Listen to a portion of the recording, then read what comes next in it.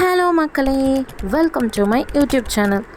நாம் இன்றைக்கி என்ன பார்க்க போகிறோன்னா, சப்பாத்திக்கு ஒரு அருமையான சைடிஷ் தான்.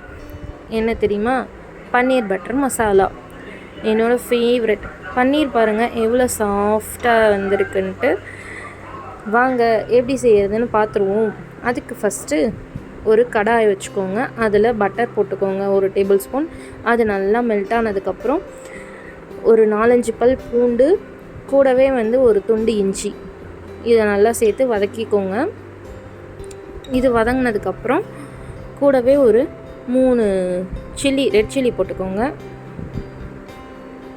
இது நல்லா வதங்கினதுக்கப்புறம் 2 பெரிய வெங்காயம் கட் பண்ணி வச்சுருக்கேன், அதுவும் நல்லா போட்டு கூடவே கொஞ்சம் சால்ட் போட்டு நல்லா வதக்கி விட்டுக்கோங்க.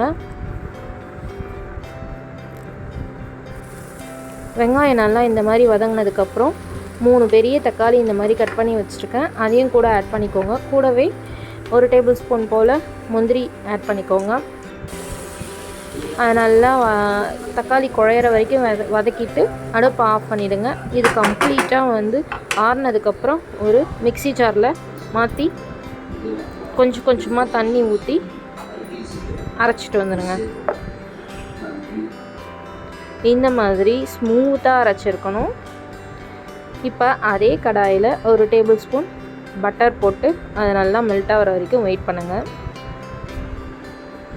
உங்களுக்கு பட்டர் திகட்டுற மாதிரி இருந்தால் நீங்கள் நெய்யில் கூட செஞ்சுக்கலாம். ஆனால் பன்னீர் பட்டர் மசாலா பட்டர் போட்டு செஞ்சால் தான் நல்லாயிருக்கும். ஸோ முழுக்க நான் பட்டர் தான் போட்டு செஞ்சுருக்கேன்.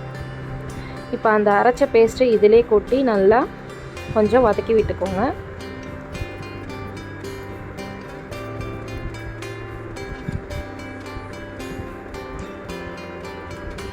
இப்போ இதில் மஞ்சத்தூள், 1 டீஸ்பூன் கரம் மசாலா, கொஞ்சம் உப்பு, இதெல்லாம் போட்டு நல்லா வதக்கி விட்டுக்கோங்க.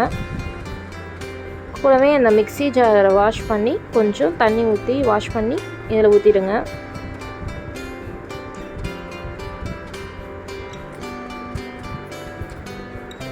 நல்லா லோ ஃப்ளேமில் வச்சு இதை செய்யணும். அப்புறம் கொஞ்சோண்டு சர்க்கரை, 1 டேபிள் ஸ்பூன் போல் பால் ஆட் பண்ணிக்கிறேன். உங்ககிட்ட க்ரீம் இருந்தாலோ இல்லை கண்டென்ஸ்டு மில்க் இருந்தாலோ அதை ஆட் பண்ணிக்கலாம். என்கிட்ட அதெல்லாம் இல்லை, மில்க் மட்டும் நான் ஆட் பண்ணிக்கிறேன். இதை ஆட் பண்ணிவிட்டு ஒரு மூடி போட்டு மூடி வச்சுருங்க. 5 மினிட்ஸ்க்கு அப்புறம் லோ ஃப்ளேம்லேயே தான் வச்சு கொதிக்க விடணும். எனக்கு காரம் கம்மியாக இருந்ததால் நான் ரெட் சில்லி ஒரு 1/2 டீஸ்பூன் போல் ஆட் பண்ணிக்கிட்டேன். உங்களுக்கு காரத்துக்கு ஏற்ற மாதிரி நீங்கள் போட்டுக்கோங்க. உங்கள்கிட்ட காஷ்மீரி சில்லி பவுடர் இருந்தாலும் போட்டுக்கலாம். இந்த டைமில் பன்னீர் பீசஸ் ஒரு 200 கிராம் நான் எடுத்து வச்சுருக்கேன். இந்த மாதிரி க்யூப் ஷேப்பில் கட் பண்ணி இதையும் இது கூட ஆட் பண்ணிவிடுங்க.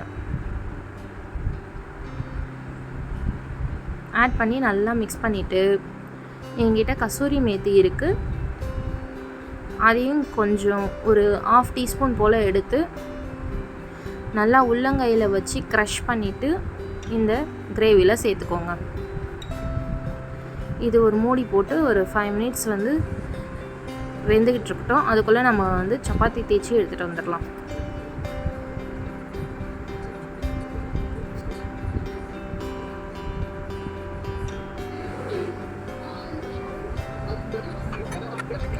ரவுண்டாக இருந்தது ட்ரையாங்கிளாக மாறிடுச்சுன்னு நினைக்காதீங்க, நான் கட் பண்ணிட்டேன் வீடியோவை. Triangle shape chapati.